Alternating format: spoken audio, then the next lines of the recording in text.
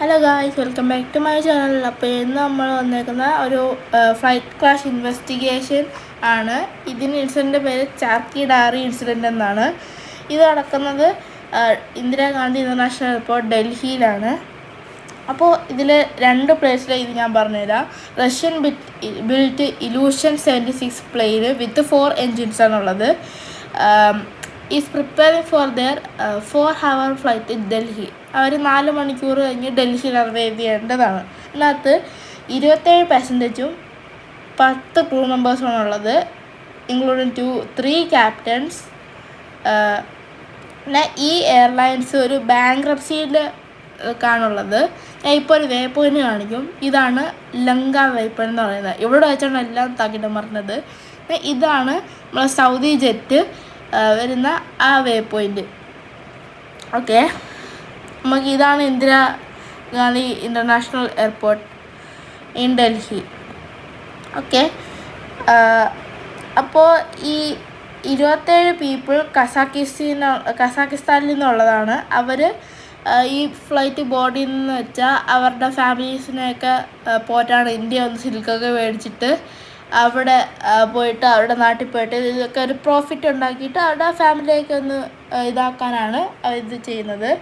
പിന്നെ അരമണിക്കൂർ കഴിഞ്ഞ് ആ പ്ലെയിൻ ഡിപ്പാർട്ട് ചെയ്ത്. ഈ ടൈമിലാണ് ഒരു Saudi 747 jet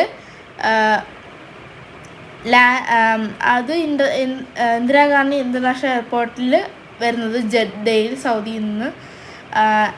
and by 6 PM they will depart again to Jeddah. The passengers were mainly Indians. Indians ആണ് അവർ പാസഞ്ചേഴ്സ്. അവർക്ക് ഗൾഫിൽ പോയിട്ട് അവരുടെ ഫാമിലിയൊക്കെ നോക്കാനായിട്ടാണ്. പിന്നെ ഓക്കെ, നമുക്ക് കുറച്ച് മുന്നോട്ടെടുക്കാം. ഈ കസാക്ക് പ്ലെയിന് ഡൽഹി റീച്ച് ചെയ്യുന്നതിൻ്റെ 2 മണിക്കൂർ മുമ്പത്തെ കാര്യമാണിത്. അവർ ഒരു വേ പോയിൻ്റ്, ലങ്ക എന്ന് പറഞ്ഞ വേ പോയിൻറ്റിലാണ് ഇപ്പോൾ നിൽക്കുന്നത്. ഇങ്ങനെ ക്യാപ്റ്റൻസിനെ കുറിച്ച് പറയാം. സൗദിയിലെ ക്യാപ്റ്റനായിരുന്നു ഖാലിദ് അൽ ഷിബാലി, 44 വയസ്സുള്ള. പിന്നെ ഫസ്റ്റ് ഓഫീസർ നസീർ ഖാൻ, 39 വയസ്സുള്ള. Flight engineer Ahmed Edris. പിന്നെ സൗദി ജെറ്റ് ക്ലൈംബ് ചെയ്യുമ്പോൾ കസാക്ക് എയർലൈൻസ് 97 കിലോമീറ്റർ അകലെയായിരുന്നു. അപ്പോഴാണ് അപ്രോച്ച് കൺട്രോളർ VK ഡറ്റ, 47 വയസ്സുള്ള senior mid level controller in Delhi airport.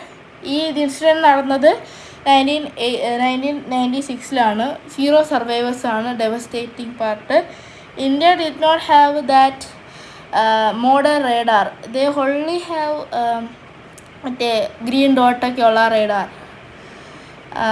അതായിരുന്നു അവരുടെ മെയിൻ പ്രശ്നം. പിന്നെ അഡീഷണലായിട്ട് ഭയങ്കര ട്രാഫിക്കും ഉണ്ടായിരുന്നു. കുറേ എയർ എക്സ്പ്രസ് പ്ലെയിൻസും എയർ ഇന്ത്യ എക്സ്പ്രസിൻ്റെയും ഇൻഡിഗോയുടെ പ്ലെയിൻസൊക്കെ അവിടെ ഗോ അറൗണ്ട് ചെയ്യുമായിരുന്നു. അപ്പോഴാണ് കസാക്ക് ഇലൂഷൻ പ്ലെയിൻ അവിടെ എത്തുന്നത്.